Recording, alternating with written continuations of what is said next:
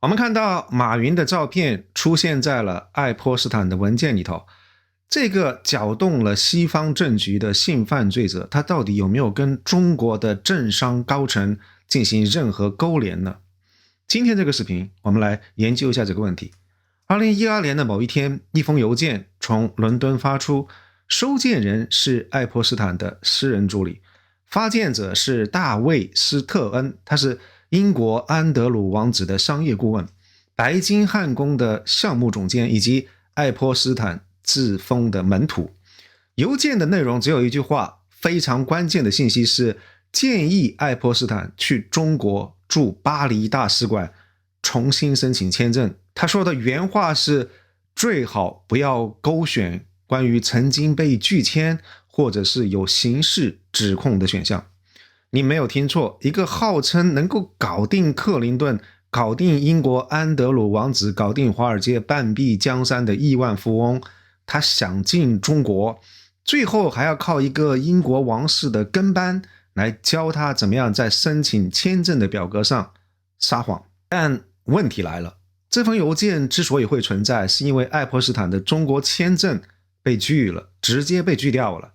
這就奇了怪了，同一個人，同一套玩轉權力場的手段，金錢開道、學術洗白、皇室背書，他在西方橫行了近20年，為什麼到了中國想要拿一個簽證都拿不到呢？是愛潑斯坦太笨了嗎？當然不是，他在西方頂級的精英圈子裡面玩的是風生水起。我們上一期視頻都聊過了，是人家根本沒有興趣進軍中國嗎？當然也不是。馬雲都被他攻陷了，是不是出現在愛潑斯坦的這個文件裡面？後面我們也會展開來詳細聊。是中國的運氣不好嗎？當然也不是了。有6份獨立的調研報告交叉驗證以後，發現愛潑斯坦他在中國的滲透成果是零蛋。所以真正的問題在於，愛潑斯坦他憑什麼搞定了西方，但是沒有搞定中國呢？華爾街最大的銀行曾經幫他藏了13億美元的贓款，英國王室的貿易特使給他當人肉背景板，哈佛大學的前校長跟他在郵件裡面用種族主義的代號來意淫那個非常著名的華裔女學生。那這3個機構，摩根大通、白金漢宮、哈佛大學，每一個都是全世界最頂級的機構，他們都有着世界上最昂貴的合規系統、安全審查跟道德委員會。但面對一個有前科的性犯罪者，所有3個頂級機構的防線全部都失靈了。今天這個視頻我們來嘗試回答3個問題：愛潑斯坦到底用了什麼樣的手段，什麼樣的鑰匙打開了西方精英圈層的3扇門？第二個，這3扇門的鎖為什麼全部被人從內部擰開了？而第3個問題是，同樣的鑰匙為什麼在中國的門卻根本就插不進去？那要理解愛潑斯坦他的這個運作模式，要先搞清楚他手裡頭握着什麼牌。很多人以為是因為愛潑斯坦他有錢，這個理解是錯的。他就算有錢，他有在他圈子裡面眾多億萬富翁、眾多商業大佬有錢嗎？其實錢對於他們來說是世界上最不稀缺的東西。華爾街隨便扔一塊磚頭下去，都能夠砸到一個比愛潑斯坦更有錢的人。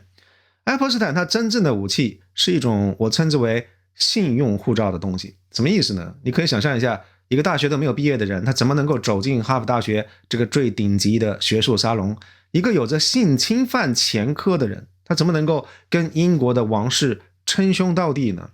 一個被很多商業機構的合規系統標記為高風險的客戶，怎麼能夠在摩根大通存着13億美刀沒有人管呢？答案就是愛潑斯坦他編織了一張金銀虎寶的信用網。哈佛的招牌幫他洗白了他的學歷，摩根大通的這個賬戶替他洗白了資金的來源，而英國安德魯王子的合影替他洗白了社會的声譽。所以基本上每一層的洗白都变成了是下一层的入场券。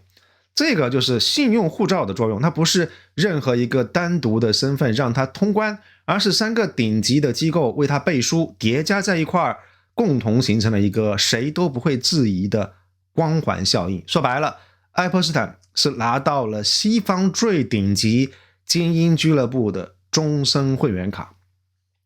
我們先來說一說第一把鑰匙，就是華爾街的錢。這個金融通道非常重要，不言而喻。愛潑斯坦在摩根大通的地位到底有多麼特殊呢？根據美國參議院懷登備忘錄的原文，它是摩根大通單一最大客戶之一，而且被納入了一個叫做現金強的頂級精英客戶的群組。他的賬戶直接由摩根大通非常著名的這個 CEO 傑米·戴蒙匯報的這個高管馬里·厄多斯來親自監管。從2002年到2016年，也就是愛潑斯坦最活躍的犯罪核心時期，摩根大通他們的反洗錢系統向聯邦政府報告了多少筆可疑的交易呢？總共加起來是430萬美元。430萬。2019年愛潑斯坦死掉之後，摩根大通突然良心發現，追溯補報了5000多筆電匯，總金額是多少？13億美刀。從430萬變成13億，整整相差了300倍。所以你告訴我，這個是摩根大通這種頂級金融機構他們的合規系統出現了故障嗎？一個能夠在全球部署2萬多名合規人員，每一年砸了20多個億的預算做風控的商業銀行，在一個被定罪的性犯罪者面前，突然他們失明了14年，然後這個罪犯一死之後，他們的視力立刻就恢復了正常。這個不是失明，這個是把眼睛閉上了。我在後面會詳細講一講，那這個眼睛到底是怎麼樣閉上的。2010年9月2號，摩根大通的高管傑斯·斯特利他給愛潑斯坦發了一封郵件，這封郵件後來被多家媒體交叉確認。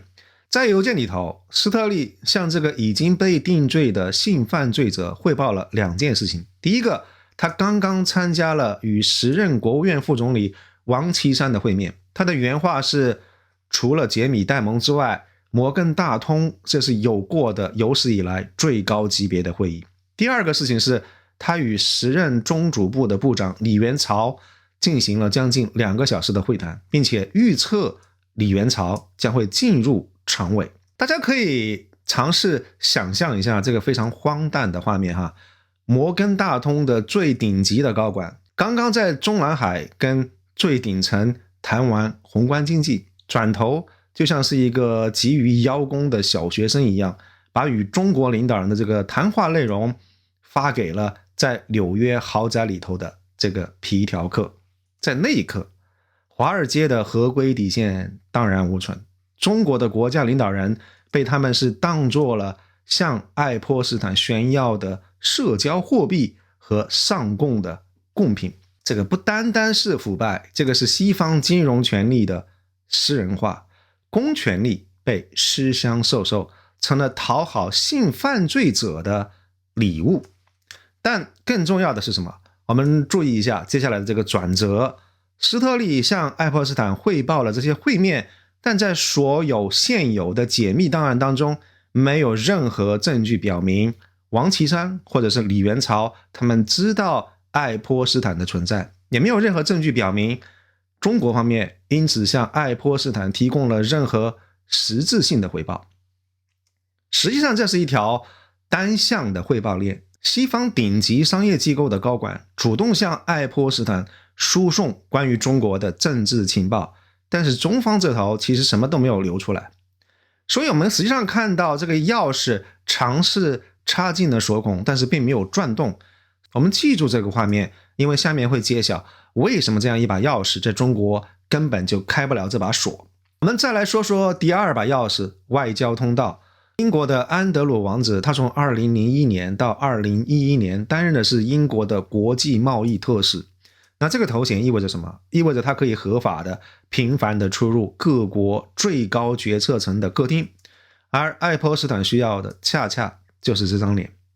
施特恩就是那個教人家怎麼樣在簽證表上撒謊的這個家伙。2011年在郵件裡頭跟愛潑斯坦提到，他建議在北京設立一個面向高淨值人群這麼一個投資辦公室，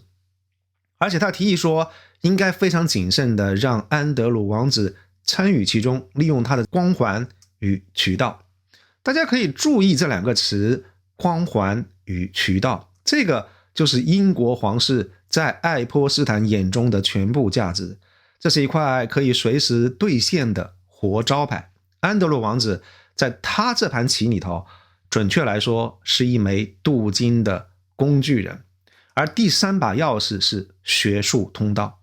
拉里·薩默斯，這個是美國的前財長，哈佛大學的前校長，全球宏觀經濟政策的頂級玩家。但就這麼一個最頂級的人物，他在愛潑斯坦2008年已經因為教唆未成年人賣淫這個被定罪以後啊，依然跟愛潑斯坦保持着非常密切的私人通信，一直持續到2019年7月5號，也就是愛潑斯坦第二次被捕的前一天。他們在聊什麼？2018年到2019年的這個郵件裡頭，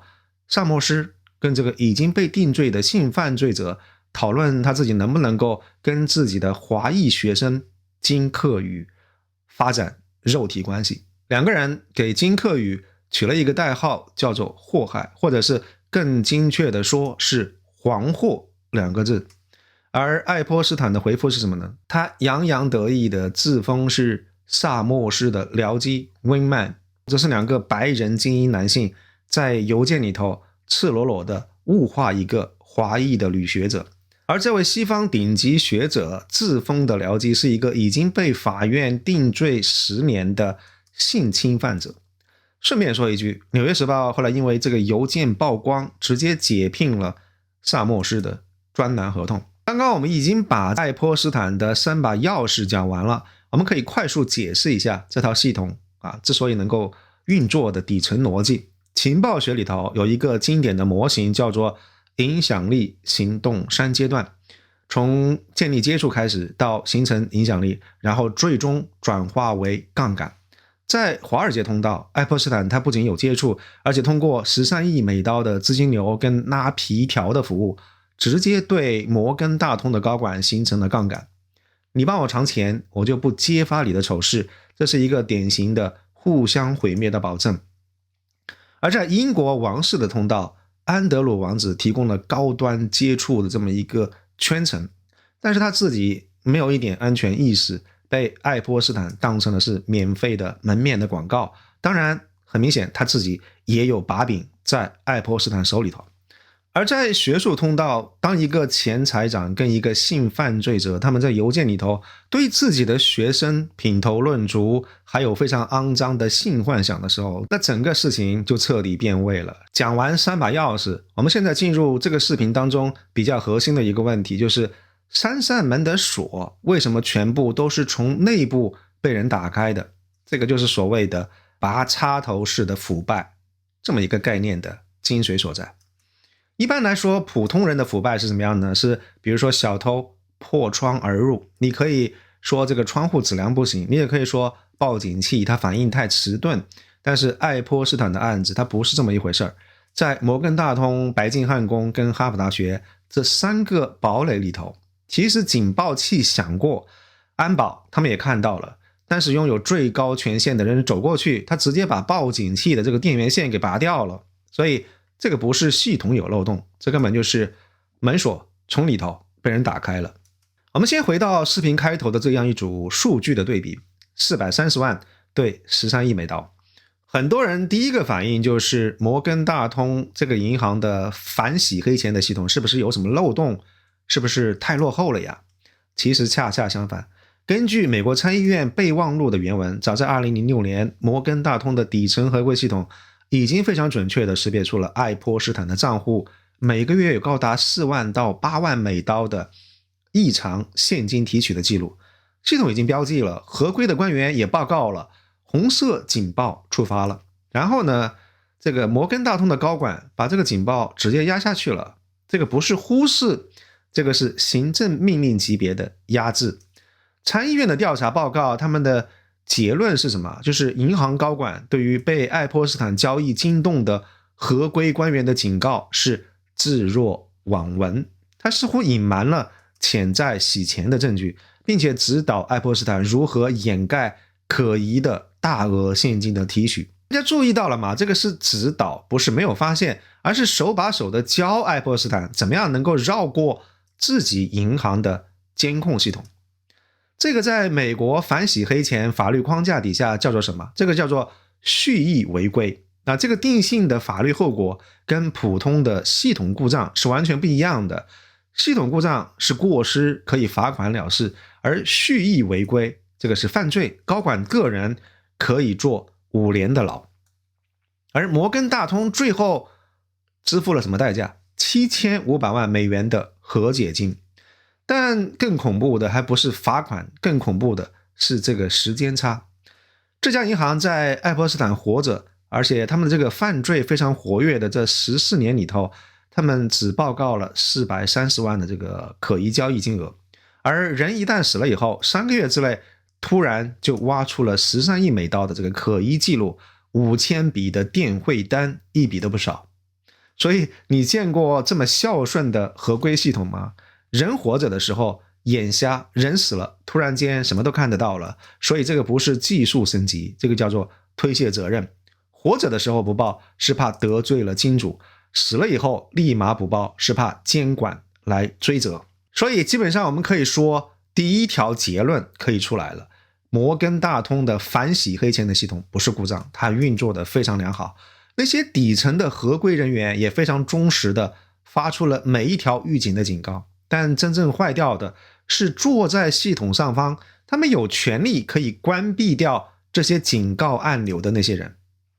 我們再來看一看外交通道。英國有全世界最嚴格的安全審查制度之一，叫做深度審查，簡稱 DV。那這套系統理論上覆蓋所有能夠接觸到國家機密的人，但只有一個例外，英國皇室的成員。安德魯王子他擔任英國貿易特使長達10年，在這10多年裡頭，他頻繁地出入各國政要的辦公室，他接觸的是涉及到全國國家安全的高度敏感的商業情報，但是他從來都沒有接受過 DV 的審查。為什麼呢？因為他是英國女王的兒子啊，英國皇室的血統本身就是他的安全通行證。這個就是制度設計裡頭最致命的假設，他們默認某些人是不需要被檢查的。摩根大通他默認頂級的客戶不需要審查，白金漢宮默認了英國的王子不需要審查，哈佛大學默認了大額的捐贈者也不需要審查。所以每一個默認的信任都是在給愛潑斯坦這樣的性犯罪者，這樣的皮條客量身定做了一個後門。所以當施特恩他在郵件裡頭提議說，我們要利用安德魯王子的光環與渠道來敲開中國市場的大門的時候，整個英國的安全體系對此基本上是一無所知。一個被定罪的性犯罪者的核心助手，在白金漢宮裡面運作了3年的項目，竟然沒有觸發英國國安系統的任何審查。這個不是系統的漏洞，這個是設計本身如此，設計上就沒有想過要審查這些人。我們最後看一看學術通道這一條線，哈佛大學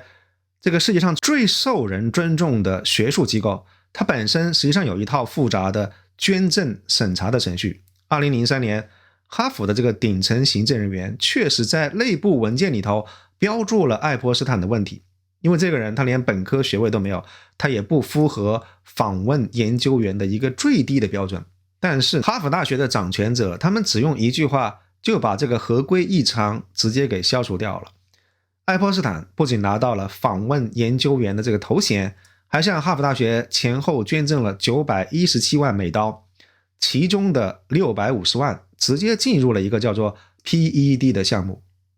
但捐贈這一部分還不是最惡心的，最惡心的是薩默斯。我們剛才已經講過那些非常露骨的郵件的內容，但是現在我們從制度批判的角度來重新理解這件事情。薩默斯他不是某一個哈佛大学的前校長而已，他是克林頓時期的財政部長，他是奧巴馬白宮經濟顧問委員會的主任，他是全球經濟政策制定的核心圈層人物。就這麼一個人，在愛潑斯坦已經被定罪以後，不僅沒有跟他斷絕任何關係，反而把自己最私密最骯髒的慾望，也就是對於金克宇的性幻想，以白紙黑字的方式交到了這個性犯罪者手裡頭。在情報學裡面，這個叫什麼？這個叫做把刀子遞給了對方，而且還刀柄朝外。從那一刻起，愛潑斯坦對於薩默斯就不單單只是朋友而已，他是掌握了這個頂級的圈層人物最不堪的秘密。那只要薩默斯還在參與政策制定，還在學術界有話語權，那麼愛潑斯坦他就擁有了一張永不會過期的免死金牌。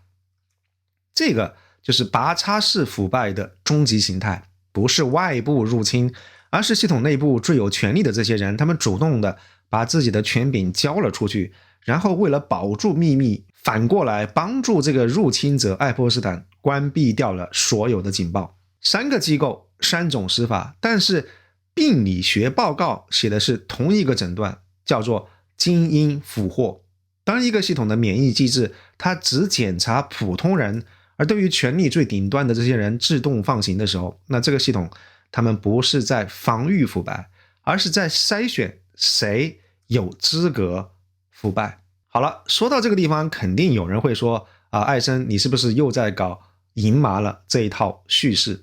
你在這兒罵西方制度爛透了，那中國呢？中國只是因為運氣好，這一次能夠獨善其身嗎？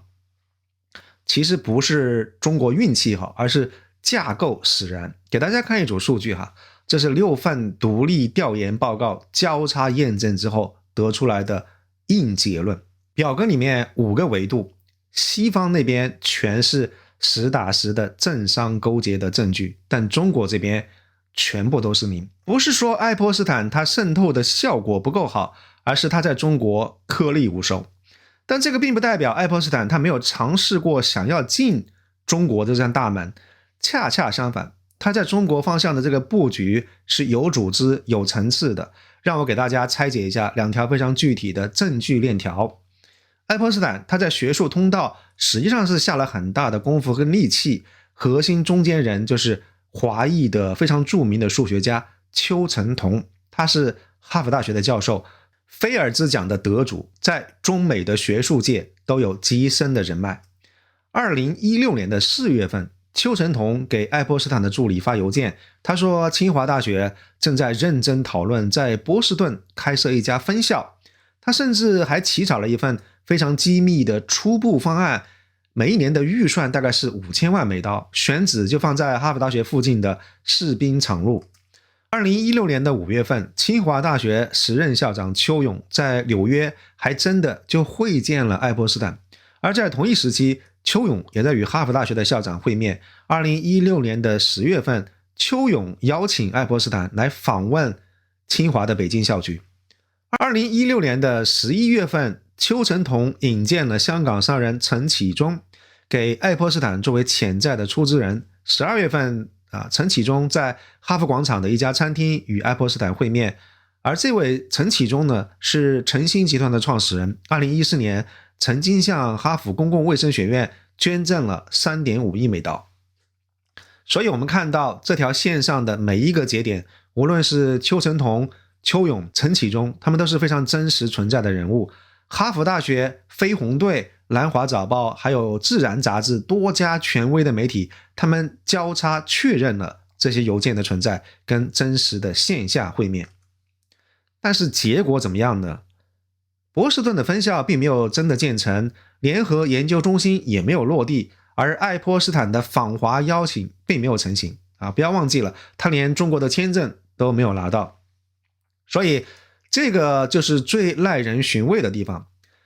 愛潑斯坦他有進入中國這個頂級圈層的意圖他也的確做了很多的接觸，他的布局也非常有系統，但是他的效果，他的產出是零蛋。邱成桐後來公開表示說，他與愛潑斯坦的這個互動非常有限，中方也沒有接受愛潑斯坦的這個訪問提議，所以這是一條看起來已經鋪到了清華大學校長辦公室門口的路，但最終在中國體制的這個審批鏈條上無聲的斷裂掉了。我們再來說回馬雲，馬校長的這個照片，他的確存在於這個愛潑斯坦的檔案裡頭，檔案編號是 EFTA01612005。在2010年代初，那個中國互聯網資本狂飆突進的年代，愛潑斯坦這樣一張華爾街通行證，說實話，在中國最頂級的商圈裡頭，其實是非常管用的。他那個時候能夠見到馬雲能夠被列入科學突破獎的一個潛在的出席名單，甚至能夠讓安德魯王子的顧問吹噓與馬雲的晚餐，這個恰恰暴露了中國非常獨特的權力結構。在美國，比爾蓋茨跟維多利亞秘密的老闆，他們是可以直接影響立法跟司法的，他們的圈子就是權力的核心。但是在中國，馬雲他只是商人，愛潑斯坦他確實滲透進了中國的富人圈，但是當他想要通過這個富人圈的關係跳進權力圈的時候，他發現這中間隔着一道鐵幕。馬雲他或許在聚光燈底下合了一個影，但是馬雲沒有這個能力幫愛潑斯坦鋪排通往中南海的路。還記不記得我在湖畔大學這個視頻當中的分析，在中國資本是權力的依附，而不是權力的主人。所以即便愛潑斯坦他能夠搞定中國最頂尖的商人馬雲，但他發現手裡的籌碼依然換不來一張真正的中南海的門票。這並不是說中國的这些頂級商人他們道德高尚，而是因為他們自己也僅僅只是權力的門客，而非門主。那說到這個地方，一定會有人問，你說中國的商人他們沒有這麼大的能量，那紅二代呢？他們一定可以搞得定，對不對？其實我們知道，中國高官的子女在哈佛大學、在耶魯大學扎堆，而愛潑斯坦呢，他又是哈佛大學的大金主，有這麼強硬的關係在裡頭，他不可能看不到這群人吧，對不對？的確沒錯，以愛潑斯坦他的狩獵的本能，他是不可能沒有想過這條路。而事實上，摩根大通在中國運作了多年的子女計劃，就是華爾街版的走紅二代後門的路線。他們非常系統性的僱傭了中國高官跟國企高管的子女，用閒職來換承銷合同。美國 SEC 後來的調查報告也顯示，銀行內部甚至有專門的電子表格來追蹤到底僱傭了哪個紅色家族的孩子，換回了什麼樣的資本跟生意。而愛潑斯坦作為摩根大通最大的私人客戶，他跟這樣一套系統實際上是共生的關係。他充當的是銀行合規體系之外的影子的獵頭跟福利的分發者，他用銀行沒有辦法提供的一些非標準服務，而由他可以提供很多灰色地帶的東西。但是這樣一條路為什麼沒有走通呢？因為愛潑斯坦他那樣一套核心的商業模式，也就是說，我掌握了你的把柄，你幫我辦事，在面對中國最頂級的紅色家族的時候，發生了非常致命的排異反應。首先第一個，在西方，你如果掌握了一個參議員的性醜聞，那他可能真的沒有辦法為了保住飯碗要乖乖聽話。這種套路我們在紙牌屋裡頭見過不少，所以這是一種交易。但是在中國，如果你作為一個外國人掌握了核心政治家族後代的把柄，那這個就不再是醜聞了，這個是國家安全的威脅。我們還記不記得這個國家對於英國這位商人到底用了一個什麼樣的手段，對不對？所以中國頂層權力的應對邏輯不是乖乖聽話，而是會動用國家機器，動用強力部門的手段進行徹底的切割。愛潑斯坦那樣一套我有你的錄像，你幫我辦事的邏輯，在面對這個中國最頂級紅色家族的時候因為這些家族背後有強力機關的存在嘛，所以他這套做法等同於自尋死路。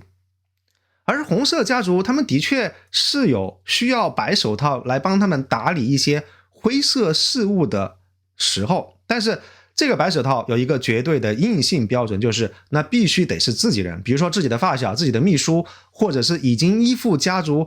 幾十年的比較信得過的家臣。但愛潑斯坦你是誰呀？猶太人，美國背景，情報圈出沒，在西方來說是声名狼藉。這個聽起來就比較危險，對不對？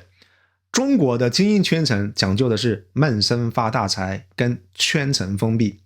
愛潑斯坦這樣一種恨不得把我認識大佬這幾個字寫在臉上的非常張揚的作風，是紅色圈子裡頭最忌諱的。如果用它做中間人，這個風險係數一定會爆表。而且說實話，愛潑斯坦他能夠提供什麼價值呢？錢嗎？在那個級別的中國紅二代，他們根本就不差錢。名校，人家本身就已經在哈佛大学跟耶魯大學念書了，對不對？而且這些學術機構本身就非常跪舔這些頂級紅色家族的後代，他們完全可以用更正規、更安全的方式，實在不行捐點錢也是非常容易拿到名校入學的名額。信嗎？說一句難聽的，以這些紅色家族這個階層的特權，他們在國內或者是在國外能夠獲得的性資源遠比愛潑斯坦更多、更安全、更加隱秘。愛潑斯坦對於西方精英的這個核武器是我提供你缺的東西，但是紅二代說實話，在不管是海內還是海外，他們缺啥了呀？他們或許唯一缺的是安全感，但愛潑斯坦对於他們來說恰恰是安全的反義詞。尤其最重要的一點是，紅二代尤其是核心家族，他們往往處於國安系統的視野之中。當一個疑似外國情報關聯人員試圖接近這個核心領導層的子女的時候，觸發的不是商業機會的這個警告，不是洗黑錢的警告，而是國內反間諜系統的紅色警報。英國的這個安德魯王子或許是因為蠢吧，也許是因為缺乏防備的意識，但中國的紅色家族在這一點上有着近乎本能的政治嗅覺。那這個人愛潑斯坦成分不純，要離他遠一點。所以紅二代這條路看上去非常近，但是其實是隔得最遠的。愛潑斯坦他在哈佛大學就能夠見到所有這些頂級家族的子女，但唯獨搞不定那些在這裡讀書的中國的年輕人，至少截止目前為止已經公開的所有法律文件當中是這個樣子的。